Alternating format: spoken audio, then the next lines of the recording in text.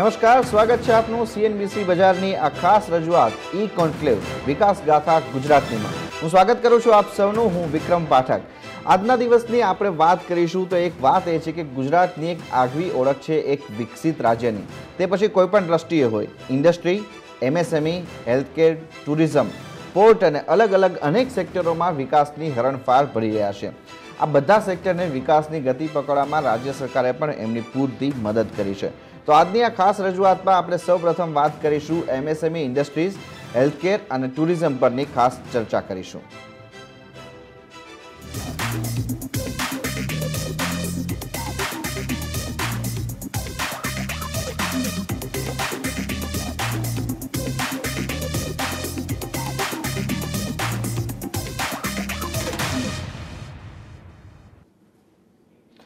તો આજની આ ચર્ચાની સૌપ્રથમ શરૂઆત કરીશું જેના માટે ગુજરાત જાણીતું છે ભારતમાં નહીં પરંતુ વિશ્વભરમાં પણ એ છે એમએસએમઈ અને ઇન્ડસ્ટ્રીયલ લેવલ ઉપરની।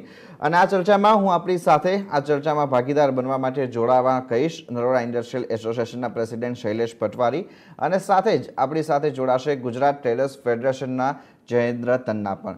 સ્વાગત છે આપ બંનેનું સીએનબીસી બજારમાં। અને સૌપ્રથમ ઇન્ડસ્ટ્રીઝની વાત છે તો શૈલેષભાઈ આપની સાથે જ શરૂઆત કરીશું કારણ કે આપ ગુજરાત ચેમ્બર ઓફ કોમર્સ સાથે પણ જોડાયેલા રહ્યા છો, ત્યાંના પૂર્વ પ્રમુખ રહી ચૂક્યા છો અને આ તબક્કે જ્યારે આપણે ઇન્ડસ્ટ્રીની વાત કરતા હોઈએ અને એમાં પણ માઇક્રો, સ્મોલ કેપ અને મીડિયમ સ્કેલના ઇન્ડસ્ટ્રીઝની જો વાત કરતા હોઈએ તો કોવિડ-19ની સિચ્યુએશન કે જે સમગ્ર ભારતમાં કે સમગ્ર વિશ્વની અંદર એક એવો સમય લઈને આવી કે જે સમયની અંદર બધું જ બંધ થઈ ગયું હતું।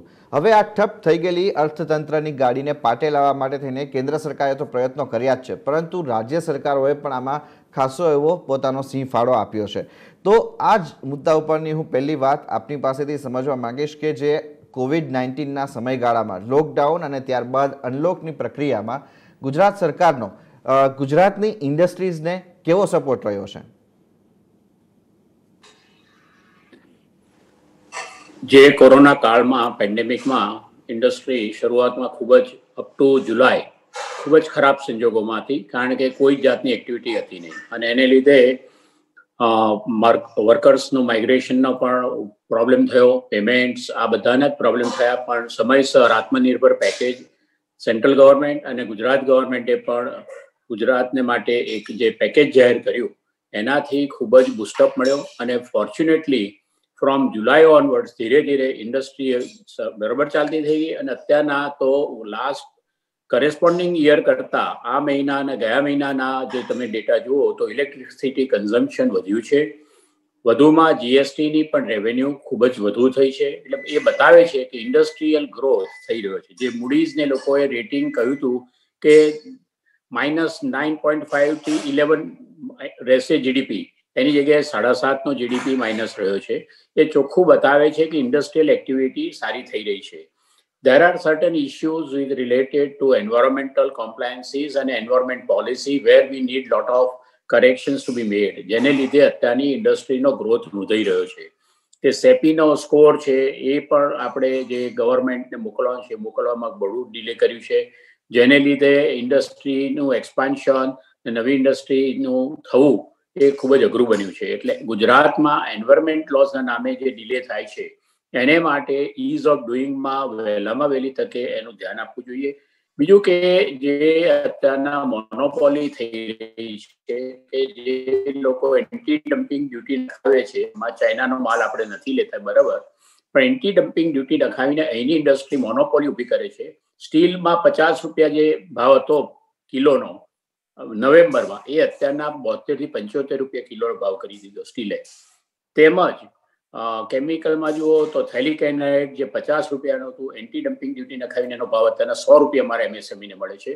જીએનએફસીએ એનિલિન ઓઇલ કે જે 20 રૂપિયા કિલો હતું એ 40 રૂપિયા કરાવી દીધું, એમાં પણ એન્ટી ડમ્પિંગ ડ્યુટી। એટલે કોમ્પિટિશન કોર્પોરેશન ઓફ ઇન્ડિયાએ જે કામ કરવું જોઈએ ઘણી કંપનીનો અમારા એસોસિએશનો વતી પીએમ ઓફિસને પણ કરી છે પરંતુ અનફોર્ચ્યુનેટલી હજુ સુધી આનું કોઈ રેઝોલ્યુશન આવ્યું નથી અને એ એમએસએમઈ માટે ડેટ્રીમેન્ટલ છે। જી, આપણી સાથે અત્યારે ડાઇઝ એન્ડ કેમિકલ એસોસિએશનના પ્રેસિડેન્ટ યોગેશ પરીખ પણ જોડાઈ ગયા છે। યોગેશજી, સ્વાગત છે આપનું પણ। અને ખાસ કરીને જ્યારે આપણે વાત કરીએ છીએ આપણા ગુજરાતના વિકાસ ગાથાની ત્યારે એક સૌથી મોટું પાસું આપણી સામે ઊભું એ છે કે આપણી ગુજરાતની અલગ અલગ ઇન્ડસ્ટ્રીઝ જે છે તે કેમિકલ્સ અને ડાયઝના ફ્રન્ટ ઉપર ચીનની કંપનીઓને પણ સ્પર્ધા આપી શકે તેમ છે. અને જે પ્રમાણે આપણે જોઈએ કે કોવિડ-19ના સમયની અંદર આપણા લોકડાઉનની પરિસ્થિતિમાં અને ત્યારબાદ અનલોકની પરિસ્થિતિની અંદર જે પ્રમાણે આપણી ઇન્ડસ્ટ્રીઝ ફરીથી એક વખત વિશ્વના ફલક ઉપર આગળ વધી રહી છે અને ખાસ કરીને China+1ની જે પોલિસીનો બેનિફિટ થયો છે એનો ફાયદો ડાયઝ અને કેમિકલ ઇન્ડસ્ટ્રીઝને કેવી રીતના થયો છે અને સાથે એમાં ગુજરાત સરકારનો સહયોગ કેટલો રહ્યો છે? નમસ્કાર સાહેબ મિત્રો. આજની તારીખમાં ગુજરાત સરકાર દ્વારા જો અમને સપોર્ટ આપવામાં આવે અને ભારત સરકાર આમાં ખૂબ જહેમત ઉઠાવે તો ડાઈઝ અને ડાઈઝ ઇન્ટરમીડિયેટ અને કેમિકલ્સમાં ગુજરાત અગ્રેસર થઈ અને આ જીડીપી ગ્રોથ જે શૈલેષભાઈએ કીધું એના કરતાં પણ ડબલ થઈ શકે એમ છે. પરંતુ પર્યાવરણના નામે આ અધિકારીઓ અને બીજા બધા જે છે એ કોઈ જાતનો એક્સપાન્શન થવા દેતા નથી. આટલા બધા સીઈટીપી થયા હોય, આટલો બધો ઇન્ફ્રાસ્ટ્રક્ચર ઊભો થયો, અબજો રૂપિયા એમાં ખર્ચાયેલા હોય, તેમ છતાંય કોઈ પણ કારણસર આનો ઉપયોગ થતો નથી અને એન્વાયરમેન્ટના નામે લઈ અને ઇન્ડસ્ટ્રીને ગ્રોથ કરવા દેતા નથી. આ અધિકારી રાજ જો અત્યારે દૂર થાય તો ઇન્ડસ્ટ્રી ઘણો બધો ગ્રોથ કરી શકે એમ છે. એવું નથી કે અમારા પર્યાવરણને નુકસાન જ કરવાનું છે. પર્યાવરણને જાળવણી કરીને જો ગ્રોથ વધતું હોય તો ચોક્કસ સ્વરૂપે ગ્રોથને પ્રોત્સાહન આપવું જોઈએ અને સરકારે જેમ ફાર્માસ્યુટિકલ કંપનીને ઇઝ ઓફ ડુઈંગ બિઝનેસ કરવાની છૂટ આપી છે એવી રીતે કેમિકલ ઇન્ડસ્ટ્રીને ઇઝ ઓફ ડુઈંગ કરવાની છૂટ આપવી જોઈએ. દરેક વસ્તુના પાસા હોવા જોઈએ કે 3 મહિનાની અંદર ક્લિયરન્સ મળી જવું જોઈએ. હવે તમને એક દાખલો જ આપું કે એક TSGF સાઇટ છે તો TSGF સાઇટ અમારે એન્વાયરમેન્ટ ક્લિયરન્સના હિસાબે પાસ થઈ શકતી નથી. ગવર્મેન્ટ પાસ નથી કરતી, એને નોટિફાઈડ કરીને આપતી નથી અને એના હિસાબે એ સોલિડ વેસ્ટનો અમને ડિસ્પોઝલ જે છે એ પણ અમે સમયસર અને કોઈ જગ્યાએ વ્યવસ્થિત રીતે કરી શકતા નથી અને એની બધી ફાઇલો પણ અટવાયેલી રહે છે, એ પણ ક્લિયર નથી થતી. એટલે 4 વર્ષ થઈ જાય, 4 વર્ષથી એની કોઈ કમિટી ના એ મળે, એનું નિરાકરણ ના આવે તો અમે બધા મુશ્કેલીમાં કેવી રીતે મુકાઈએ? શૈલેષભાઈએ વાત કરી એમ છે સ્કોર 1 વર્ષ પહેલાનો થયેલો છે, હજી સુધી સેન્ટ્રલ પોલ્યુશન કંટ્રોલ બોર્ડમાં મોકલી આપવામાં આવેલ નથી. શા માટે નથી મોકલી આપવામાં આવ્યો એનો પ્રત્યુત્તર ખરેખર મળવું જોઈએ અને જે અધિકારી આમાં એ હોય એને દંડની પણ કરવા જોઈએ. હું તો એમ માનું છું કે શા માટે આ રોકી રાખવામાં આવે છે. આ એમના સ્વાર્થ ખાતર બીજાને નુકસાન કરવા માટે રોકી રાખવામાં આવે છે અને આ બધું કરવા દેતા નથી. તો આ વસ્તુનું અમે પરમાનન્ટ ચેરમેનશીપની પણ વાત કરી છે કે ભાઈ પર્યાવરણ ક્ષેત્રે ગુજરાત પોલ્યુશન કંટ્રોલ બોર્ડમાં પર્યાવરણ ચેરમેન હોય, ચેરમેનશીપ રેગ્યુલર હોય તો પાર્ટ ટાઈમ અમારે ચેરમેનશીપ ટાઈમ આપી શકતા ના હોય તો ફૂલ ટાઈમના ચેરમેનશીપ હોવી જોઈએ, જેનાથી ઇન્ડસ્ટ્રીને દરેક મુશ્કેલીમાંથી સાંભળી શકે, નિરાકરણ કરી શકે અને બધી વસ્તુનો નિકાલ લાવી શકે. તો કેમિકલ ઇન્ડસ્ટ્રીનો ગ્રોથ કરવો હોય તો સરકારે આ વસ્તુમાં વિચારણા કરવી જોઈએ અને ઇઝ ઓફ ડુઈંગમાં એમને આગળ પ્રાધાન્ય આપવું જોઈએ. તો મને લાગે છે કે 1-2 વર્ષમાં ચાઇના કરતાં પણ ઇન્ડિયા આગળ નીકળી જશે અને દરેક દેશ આપણા ઉપર ડિપેન્ડ થશે રાધર દેન ચાઇના. બિલકુલ. તો આ એક એવું પાસું છે કે જેના ઉપર સૌથી મોટી બાબત અત્યારે આપણી સમક્ષ એ છે કે સરકાર અત્યારે હવે જે પ્રમાણેનો સ્ટેટ ગવર્મેન્ટ તરફથી તો સહયોગ છે પરંતુ સેન્ટ્રલ ગવર્મેન્ટનો પણ હજુ જો અહીંયા સહયોગ મળી જશે તો એ સહયોગની સાથે આપણી ઇન્ડસ્ટ્રી જે છે તે ચાઇના કરતાં પણ આગળ વધી શકે તેમ છે. પણ આ તબક્કે આત્મનિર્ભર ગુજરાત માટેની કેટલીક યોજનાઓ એવી લાવ્યા હતા કે જેને લઈને આપણા જે નાના વેપારીઓ છે એને સૌથી મોટો એક ફાયદો થયો છે અને એ ફ્રન્ટ ઉપર ઘણું મોટું ડિસ્બર્સમેન્ટ પણ અત્યાર સુધીમાં થઈ ચૂક્યું છે. તો આનો કેટલો બેનિફિટ મળ્યો છે એ આપણે સમજીએ. આપણી સાથે જયેન્દ્ર તન્ના સાહેબ પણ છે. જયેન્દ્રભાઈ, શું કહેશો, આ યોજના જ્યારે અનલોકની સાથે સાથે ગુજરાત સરકારે લાવી છે એનાથી કેટલો ફાયદો ગુજરાતના જે નાના અને મધ્યમ કદના જે વેપારીઓ છે, રિટેલર્સ છે, હોલસેલર્સ છે એમને થયો છે? કોરોના મહામારીની જે પરિસ્થિતિ ઊભી થઈ, સતત લોકડાઉન રહ્યું, આ સંજોગોમાં આખા ભારતમાં, આખા વિશ્વમાં એક મંદીનો માહોલ કે શૂન્ય વેપારનો માહોલ ઊભો થયો. એટલે લોકોની આવક જાવક પર બહુ મોટો ફટકો પડ્યો અને વેપાર ધંધાને બેઠા થવા માટેની જ બહુ જીવિકાનો કે આજીવિકાનો કે પોતાના અસ્તિત્વનો સવાલ ઊભો થઈ ગયો. એવી પરિસ્થિતિ થઈ અને એ પરિસ્થિતિમાં દરેકે દરેક વ્યવસ્થાને એવું થયું કે એમાં કાંઈ ને કાંઈ સહાયની કે કાંઈ ને કાંઈ ફેરફારની જરૂર હતી. આપણે આભાર એટલે ચોક્કસપણે ગુજરાત ગવર્મેન્ટનો એકવાર માનવો જોઈએ કે એમણે નાના લાભાર્થી માટે 2 યોજના આત્મનિર્ભરની કરી, લોન આપી. વાત એ હતી કે અમે એમ ઈચ્છીએ કે ભાઈ તમે સહાય આપો તો વધારે સારું છે. ઇન્ડસ્ટ્રીને એમાં વ્યાજમાં ને આમાં તેમાં ને એમાં ખરેખર જે એટ રેન્ડમ જેમ બીજા કન્ટ્રીઝે અમેરિકાએ કર્યું કે દરેક નાગરિકને અમુક રકમ અમુક ડોલરો આપ્યા જીવવા માટે, આ એવું ન થયું. દરેક નાગરિકને મળી શકે એવી નથી, પણ ચોક્કસપણે વેપારીઓને ધ્યાન રાખવા માટે સરકારે આત્મનિર્ભર 1 અને આત્મનિર્ભર 2 બંને યોજના કરી. આત્મનિર્ભર 1માં 1 લાખ સુધી જે લોકો શ્રમજીવી છે, નાના દુકાનદારો છે કે જેને ખરેખર આ લોન જે છે એ ખાલી 4, 5, 6 મહિના જ્યાં સુધી લોકડાઉન હોય એને ઓવરકમ કરવા માટેની જ વ્યવસ્થાના ભાગરૂપે હતી અને ડિસ્બર્સમેન્ટ પણ ઝડપથી કરવું એવી સરકારની સૂચના હતી. ગુજરાતમાં કોઓપરેટિવનું બેંકનું માળખું બહુ જ સરસ છે અને સરાફી મંડળીઓ નાણાકીય પણ બહુ સરસ છે ધિરાણ આપતી. એટલે આ બંનેને ઇન્વોલ્વ કરી અને 3,000 કરોડની જે સરકારે યોજના કરી એનો 2 પ્રકારની થઈ. સરવાળે 1 લાખ અને પછી બીજી પાછળથી આવી 2.5 લાખની મીડિયમ સ્કેલના વેપારીઓ માટે અને પહેલી નાના સમજીવી માટે 1 લાખની. ટોટલ બધામાં થઈને સરકારે 3,000 કરોડ નક્કી કર્યા તો 2500 ને 2500 કરોડ સરકારના આંકડા મુજબ અને કોઓપરેટિવ બેંકના ફેડરેશન મુજબ આપ્યા અને લાભાર્થી 2 લાખ અને 8,000 થયા. ભલે એટલા થયા, લાભાર્થી ઓછા થયા પણ કંઈક મળ્યું. પણ આનાથી સંપૂર્ણ બધી વ્યવસ્થા બરાબર થઈ ગઈ એવું નથી. આ લોન 4% વ્યાજે હતી અને પહેલી 1 લાખની જે લોન હતી એમાં બેંકોએ ના પાડી, સહકારી બેંકોએ. અમે એકદમ કોઈ જાતના કોલેટરલ વગર નહીં આપી એટલે સરકારે પછી 2.5 લાખ વાળી બીજી લઈ આવ્યા કે એમાં આ વ્યવસ્થા કરવામાં આવી. ભલે આ વ્યવસ્થાથી લોકોને થોડો ઘણી રાહત થઈ, બધું થયું, પણ જે સરકારે કરવું જોતું હતું, જે વેપારીઓને ખરેખર ફાયદો કરવો, બીજી સરકારે આડકતરી યોજના અને આડકતરી જે રાહત કરી એમાં આપણે કહી શકીએ કે પ્રોપર્ટી ટેક્સમાં 20% માર્જિન આપ્યું. એ ધંધાવાળા હતા એ લોકો માટેની જ વાત કરી, બાકીની વાત ના આગળ. એટલે હજી લોકોને જે વેપાર ધંધો સેટલ થવો જોઈએ, પહેલાના લેવલે આવવો જોઈએ, એ વાત પણ હજી ઊભી જ છે. એમાં સરકારે હજી કાંઈ ને કાંઈ રીતે ટેક્સેશનમાં રાહત આપવું જોઈએ, જીએસટીમાં અથવા બાકીની વ્યવસ્થામાં. આમાંથી સૌથી મોટી એક સમસ્યા ઊભી હતી કે એ દિવસોમાં અસંગઠિત ક્ષેત્ર, એટલે વિચાર કરો કે 55 થી 60% જીડીપીનું ગ્રોથ આપે છે, એવામાં 40% લોકોની રોજીરોટી ઉપર બહુ જ માઠી અસર થઈ. એની આડઅસર એ થઈ કે અમારી સાથે જે અસરથી જોડાયેલા નોકરિયાતો હતો એને લોકોએ છૂટકા કે કાંઈ ને કંઈ તો કાપ તો મૂકવાનો જ હતો. ભાડામાં તો મકાન માલિક સાથેના ડિસ્પ્યુટ ઉભા થાય ત્યારે કાપ થાય, પણ વેપારીઓ પોતાની આજીવિકા કે પોતે કમાઈ શકે અને રોજી 50% જે સારા વેપારીઓ હતો એમણે 50% કાપ મૂકી દીધો પોતાના રોજંદારોના, જે લોકો કર્મચારીઓ હતા એમના પેલામાં એને સાચવ્યા. અમુક લોકોએ તો 25 થી 30% લોકોને છૂટા કરી દીધા. હવે આ જે છૂટા કર્યા અને સાથે સમજીવી, ધારો કે તમે ટુરિઝમની વાત કરી તો ટુરિઝમ ઉદ્યોગ તો સાવ જ પડી ભાંગ્યો.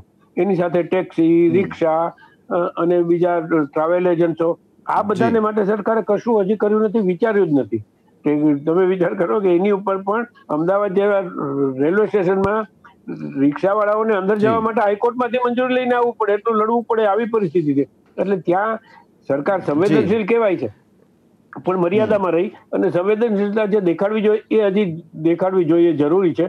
અને એ માટે હજી વેપારીઓને ક્યાંક ને ક્યાંક હજી વધારે થોડી જરૂરિયાત છે કે અહીંયાથી હજી પણ કેટલાક એવા પગલાં છે જે લેવાની જરૂરિયાત છે. પણ આપણે અત્યારે જે વાત કરી રહ્યા છીએ ખાસ કે જે અત્યાર સુધીમાં પગલાં લેવાયા છે એની, અને એ બાબતે જ એક શૈલેષજી આપણી પાસેથી એ સમજવા માંગીશું કે જે ઇમરજન્સી ક્રેડિટ લાઇન ગેરંટીની સ્કીમ આપી હતી, હવે આ સ્કીમ અંતર્ગત પણ આપણે જોઈએ તો ગુજરાતે અન્ય રાજ્યોની સરખામણીમાં ઘણા સારા ડિસ્બર્સમેન્ટ કર્યા છે અને આનો સીધો જ બેનિફિટ જે છે તે જે મધ્યમ કક્ષાના કે સ્મોલ સ્કેલ સાઇઝના ઇન્ડસ્ટ્રીઝ હતા એને થતો દેખાયો છે. અને આને લઈને એક એવી વસ્તુ હતી કે જે નાણાકીય તરલતા, જે વર્કિંગ કેપિટલની રિક્વાયરમેન્ટ હતી એને ગુજરાત ગવર્મેન્ટે ફૂલફિલ કરી છે. આપ શું કહેશો કે આને લઈને વર્કિંગ કેપિટલના જે મુદ્દાઓ હતા ઘણી બધી ઇન્ડસ્ટ્રીઝને એને થોડા ઘણા અંશે પણ રાહત તો મળી છે કે નહીં?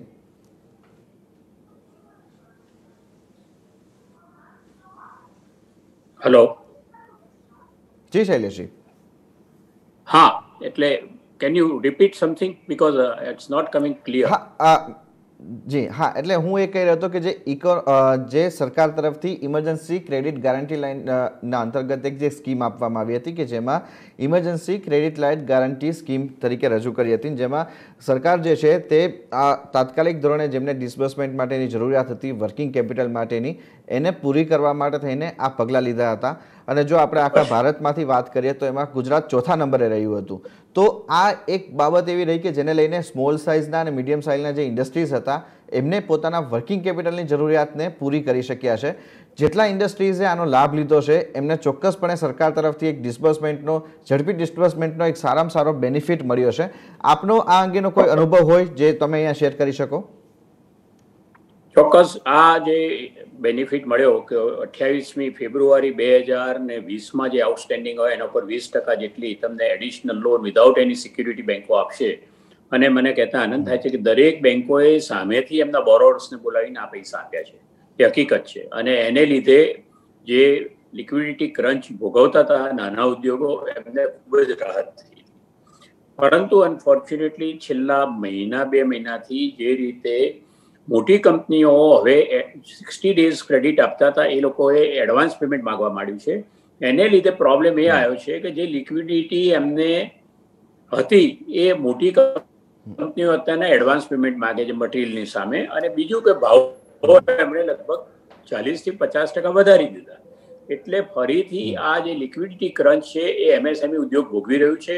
અને આને માટે ખૂબ જ અત્યંત જરૂર છે કે આ અંગે નિવેડો આવવો જોઈએ અને મોટી કંપનીઓને કંટ્રોલ કરવી જોઈએ કે જેથી કરીને એ લોકો મોનોપોલિસ્ટિક રેટથી ભાવ વધારી રહ્યા છે.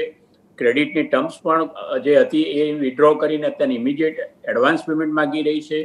એટલે જે બેનિફિટ ગવર્મેન્ટે આપ્યો લિક્વિડિટી વધારવાનો એ બેનિફિટ અત્યારના વોશઆઉટ થઈ ગયો છે અને મોટી કંપનીઓ આનો ગેરલાભ લઈ રહી છે. એટલે આ અંગે ગવર્મેન્ટે ઇમિડિયેટલી કમિટીનું મોનિટરિંગ કરવું જોઈએ અને જે લોકો આ કરતા હોય એમને અકાઉન્ટેબલ કરવા જોઈએ. અને ગવર્મેન્ટ શુડ લુક ઇનટુ કે એમએસએમઈ જો નહીં હોય તો આજે એમ્પ્લોયમેન્ટ કોણ આવે? ધારો કે મારુતિનો દાખલો લઈએ તો અહીંયા મારુતિ છે તો એ 100% ઓન રોબોટિક વર્ક કરે છે. તો એમએસએમઈ જે કેવું છે કે જે તમને આજે ઇન્ડિયામાં 110 મિલિયન લોકોને જોબ આપી રહ્યું છે. હવે આ એમએસએમઈ જો ડિસ્ટર્બ થાય તો એનો impact not only on growth પણ એનો ઇમ્પેક્ટ સોશિયલ જે આપણી શાંતિ છે એના પર પણ પડે એમ છે. કારણ કે workers will become jobless if MSME is not working properly. એટલે આ અંગેના જો યોગ્ય નિરાકરણ કેન્દ્ર સરકાર અને રાજ્ય સરકાર લાવશે નહીં તો મને બીક લાગે છે કે by February or March MSME ને ઘણી તકલીફ પડશે. હેલો જી, તો આ અત્યારે એક મુદ્દો આપણે બની રહ્યો છે કે જે અત્યાર સુધી સરકાર તરફથી ખાસ કરીને સ્ટેટ ગવર્મેન્ટ તરફથી આપણને જે એક લિક્વિડિટી વર્કિંગ કેપિટલ માટેનું ઇન્ડસ્ટ્રીને પૂરું પાડવામાં આવ્યું હતું એનો એક બેનિફિટ મળ્યો છે. પરંતુ હવે ફરીથી આ લિક્વિડિટી વધારાની અહીંયા ઓછી થતી દેખાઈ રહી છે. તો એને લઈને પણ ફરી એક વખત આપણે અહીંયા ચોક્કસપણે આ પ્લેટફોર્મ ઉપરથી આપણે જ્યારે વાત કરી રહ્યા છીએ ત્યારે એ વાત આપણે ચોક્કસ સુધી સરકાર સુધી અહીંયા પહોંચાડીશું પણ ખરા. અને જે રીતના આપણે સંવેદનશીલ રીતના સરકારે અત્યાર સુધીના પગલાં લીધા છે આ વસ્તુને પણ સરકાર આપણી ચોક્કસ એડ્રેસ કરતી દેખાશે. અને આ જ તબક્કે એક જયેન્દ્રભાઈ આપની પાસેથી ખાસ સમજવા માગીશું કે જે ખાસ કરીને આપણા સીએમ વિજયભાઈ રૂપાણીએ એક એન્યુઅલ ઇન્ટરેસ્ટ 2% લોન 2% લેખેની જે લોન આપી હતી કે જેમાં ટોટલ 8%નું વ્યાજ ભરવાનું થતું હતું, પરંતુ એની જગ્યાએ 6%નું વ્યાજ સરકાર ભરે અને 2%નું વ્યાજ જ લોન લેનારને ભરવું પડે એ પ્રકારની સુવિધા લાવ્યા. અને જેને લઈને લગભગ ગુજરાતની અંદર લાખો એવા નાના અને મધ્યમ કક્ષાના જે કારીગરો હતા કે વેપારીઓ હતા એમને આનો લાભ થયો છે. આપનો કોઈ અનુભવ આ અંગેનો રહ્યો હોય જે અહીંયા શેર કરી શકો? હા, ચોક્કસ. શરૂઆતના તબક્કે જે જાહેરાત કરી એમાં સંવેદનશીલતાના નામે મોટું મન રાખવાના બહાને સરકાર જાહેરાતમાં ખૂબ જ થાપ ખાઈ ગઈ અને એક રાજકીય જેમ લોન મેળા હોય ને એવી રીતે બેંકોને એમાં સામેલ કરી લીધી. હવે રિઝર્વ બેંકની ગાઈડન્સ અને સરકારની જાહેરાત આ બંનેમાં મોટો આડાગાડાનો ફેર હતો. જો સરકાર કે એ રીતે કોલેટરલ સિક્યોરિટી વગર સરકાર ધારે એ રીતે જાહેરાત કરી એમ લોન આપે તો રિઝર્વ બેંકને કોઓપરેટિવ બેંકને રિઝર્વ બેંકના કાયદા કાનૂન પાડવાનું ને એના ઓર્ડર વિરુદ્ધનું કામ કરવું પડે એવી પરિસ્થિતિ હતી. અને સરકારે જાહેરાત કરી એ પહેલા 15-20 દિવસ પહેલા સુધી કે 1 મહિના સુધી તો એમાં ખૂબ જ ઘમસાણ રહ્યું. કોઈ સમજ વગરની વાત હતી, એવી વાત આવી અને ખાલી જાહેરાત કરી એના માટેની વાત હતી.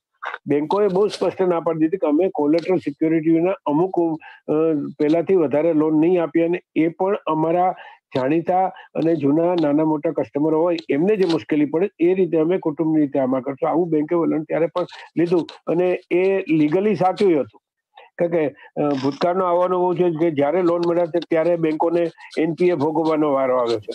ઘણા સમય પછી ગુજરાતનું સહકારી ક્ષેત્ર, કે આપ કહી શકાય કે વેપારી અને સહકારી ક્ષેત્ર એકબીજાની સાથે, સહકારી બેન્કિંગ ક્ષેત્ર અને સરાફી મંડળીઓ, આ બધું ખેત મજૂરો, ખેતી કરનારા અને વેપારીઓ અને સ્મોલ સ્કેલ ઇન્ડસ્ટ્રી, અત્યારના જે ગુજરાતના ટોપ 5 માનધાતાઓ કહેવાય છે ઇન્ડસ્ટ્રીમાં, આપણે જેને માટે માનનીને આપણે સન્માનથી જોઈએ છીએ, જેના ટોપ 500 ને બધે નામ છે, એ લોકોએ પણ પોતાની પાયાની જરૂરિયાત શરૂ કરતી વખતે આ કોઓપરેટિવ બેન્કિંગ સેક્ટરને હિસાબે જ કર્યું હતું. અને એટલે જ આજે અમદાવાદમાં જુઓ કે ગુજરાતમાં જુઓ, અલગ અલગ સેક્ટરની પોતાની કોઓપરેટિવ બેન્કો છે.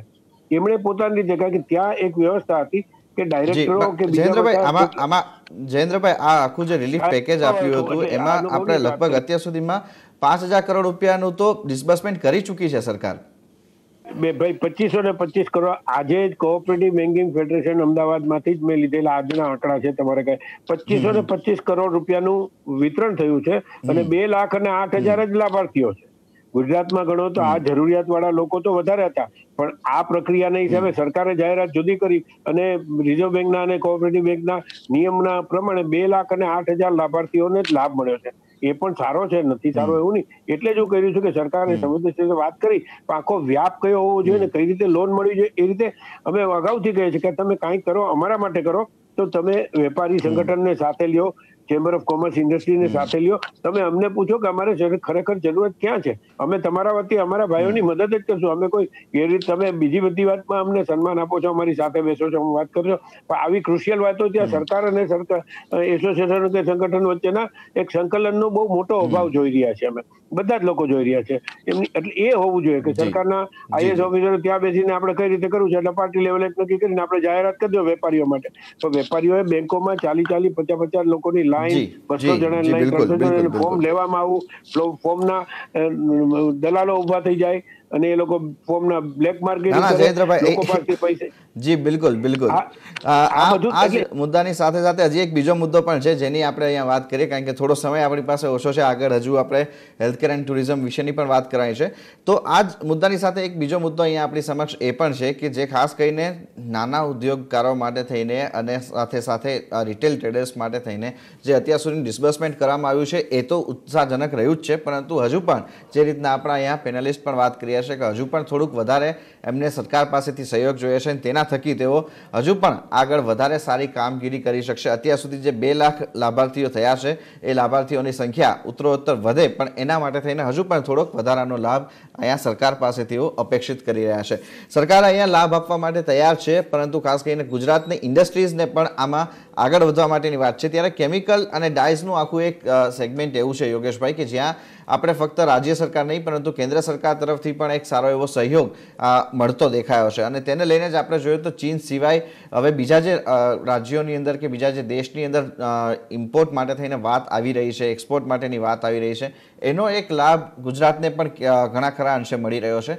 અને એને લઈને આપણી ગુજરાતની કેમિકલ ઇન્ડસ્ટ્રીને પણ આગામી સમયની અંદર ફાયદો થઈ શકે તેમ છે. કેટલો ફાયદો તમે અહીંયા ઇન્ડસ્ટ્રીને આગળ જતા જોવો છો? કેમિકલ ઇન્ડસ્ટ્રીઝના ગ્રોથને કેવી રીતે જોવો છો? 100% ફાયદો ગુજરાતને કેમિકલ ઇન્ડસ્ટ્રીને મળી શકે એમ છે જો કેન્દ્ર સરકાર તરફથી ફૂલ સપોર્ટ આપવામાં આવે તો. એવું નથી કે ઇન્ડિયામાં આ વસ્તુ બનતી નહોતી, બનતી જ હતી, પણ ચાઇનાના કોમ્પિટિશનના હિસાબે ચાઇનાએ બધા વ્યક્તિઓને એવા ડાઉન પેમેન્ટમાં એ કરી દીધા કે જેનાથી ઇન્ડસ્ટ્રીઓ બંધ થઈ ગઈ. એ ઇન્ડસ્ટ્રીઓને પુનર્જીવિત કરી શકાય એમ છે. આ બધી જ વસ્તુઓ અહીંયા બનતી હતી, તો એના પછી કેમ ઇમ્પોર્ટ કરવી પડી? કારણ કે ઇમ્પોર્ટનો પ્રાઇસ એકદમ ઓછો હતો અને એકદમ અહીંયા મેન્યુફેક્ચરિંગ કોસ્ટ પોસાતું નહોતું. એને લઈને આ વસ્તુ ઊભી થતી હતી.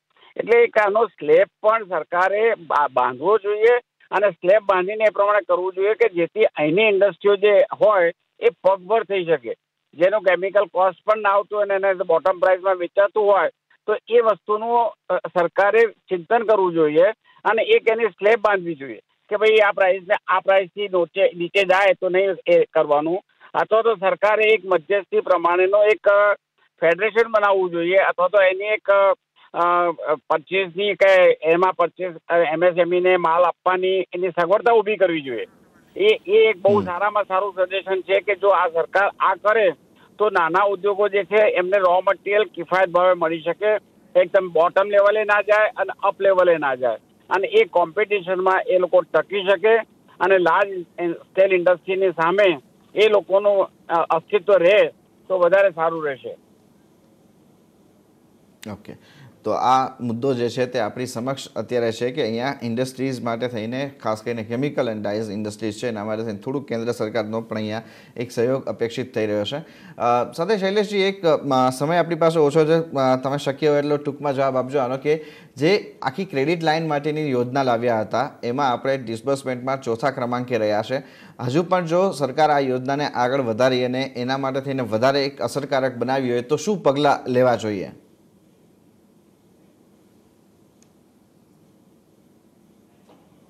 ચોક્કસ આ બેંકો જે પૈસા આપે છે પબ્લિક મની છે એટલે થોડુંક વધુ ધારો કે in the need of the liquidity અને થોડાક એના સિક્યોરિટીને ધ્યાનમાં રાખીને એ પૈસા પાછા આવે એ રીતે જો આપવામાં આવે તો હજુ ઘણો સારો ગ્રોથ ગુજરાતની ઇન્ડસ્ટ્રી, ભારતની ઇન્ડસ્ટ્રી કરી શકે છે. આત્મનિર્ભર જો ભારત કરવો છે તો pumping of funds to MSME is very very important.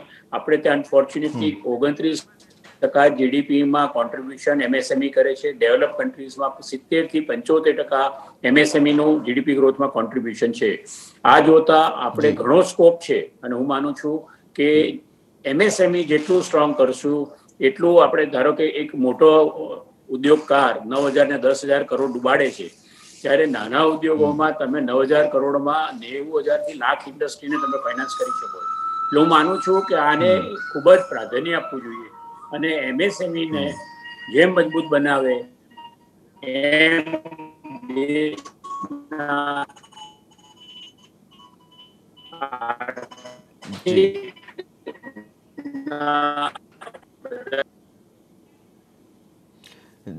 જી બિલકુલ. તો આ મુદ્દો છે કે અહીંયા હવે જે વધારે હજુ થોડીક એક નાણાકીય તરલતા આપવામાં આવશે તો એને લઈને વધારે હજુ એક સારો ગ્રોથ થતો દેખાઈ શકશે અને જે પ્રમાણે ગુજરાતના GDPની અંદર પણ SMEનું કોન્ટ્રીબ્યુશન છે એને પણ ખાસ અહીંયા નોંધનીય રીતના જોવું રહેશે.